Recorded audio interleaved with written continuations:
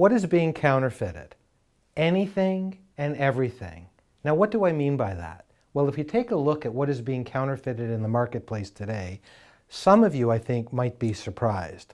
For example, we're all aware that alcohol is being counterfeited. Automotive, that's a recent phenomenon. We're talking about billions of dollars in counterfeit automotive parts in North America alone.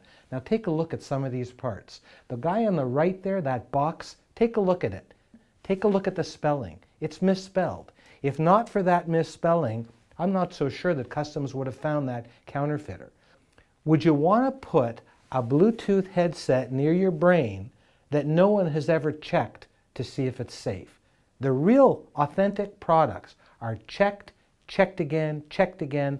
That's the way legitimate companies operate. How about the electrical products in the top left-hand slide that were put into hospitals, and people were on life support systems hooked up to these circuit breakers? In addition to the tiny circuit breakers you have in your house that might cost $40 or $50, these circuit breakers are $800, $900. They're being counterfeited, and we don't know about it. And it was only by chance that in Quebec they found these hospital or hospitals with these counterfeit circuit breakers. And how about electrical extension cords? Some of the wire in these extension cords are so thin that they can barely hold one appliance in that extension cord. And yet we have them, people use them, people think that they're authentic, they have a label on it, it looks like it's third-party certified, and it's not. And then you've got food and beverage. So take a look at some of the items we have here. What is being counterfeited?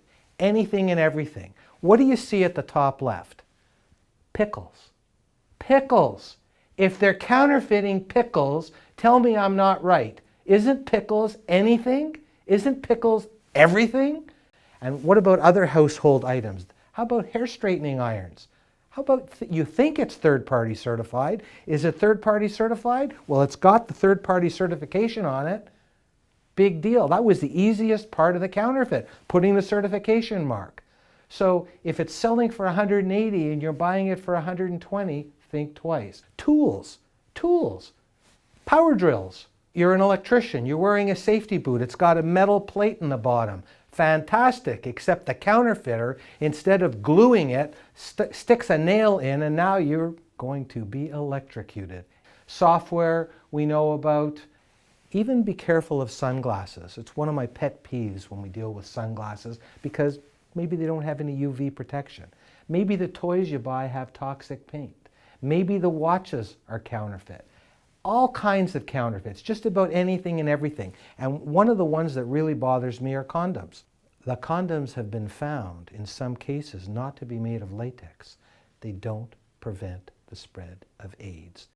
How concerning is it that the United Nations comes out with a study that confirms the involvement of organized crime and terrorist groups in obtaining their financing through dealing in counterfeit products? What kind of organizations? We're talking about the Chinese triads, the Japanese Yakuza, the Neapolitan Camorra, the Russian Mafia. We're talking about all kinds of criminal organizations. How about linking Al-Qaeda to the sale of fake perfumes and shampoos? How about linking the 2004 Madrid train bombing to pirated CDs? It's everywhere. So what are we doing about it? Well, we've got international organizations. We've got Canadian organizations that we can go to. We've got the International Anti-Counterfeiting Coalition, the Canadian Anti-Counterfeiting Network, the Canadian Intellectual Property Council.